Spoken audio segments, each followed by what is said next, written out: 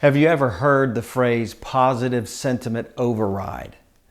Well, you probably haven't unless you're familiar with the research of John and Julie Gottman as they have researched marriages for several decades. There's something called positive sentiment override. And positive sentiment override happens in a marriage when you have more positive interactions between you and your spouse than negative. And the ratio in order to have positive sentiment override is 20 positive interactions for every one negative interaction. When you're in positive sentiment override, you tend to respond to and interpret your spouse's interactions with you through a positive lens.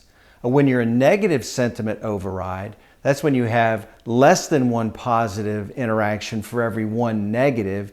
You tend to interpret positive or neutral interactions negatively.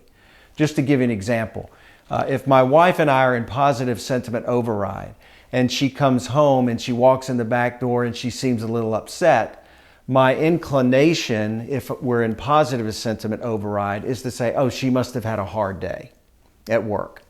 If we're in negative sentiment override, she walks in the door, my tendency is going to be, uh-oh, what have I done now? Or she must be upset with something I've done.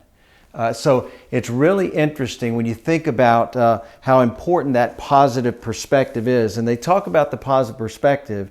And the positive perspective happens when you're really working on the friendship in your marriage and you're managing your conflict. This is just great research information. If you want to know more about Gottman and their research, I have a 7-8 hour video series on my teaching platform that you can access and learn more about this. And hopefully it'll help you in your own marriage, but if you're working with other couples, it'll help you help them better.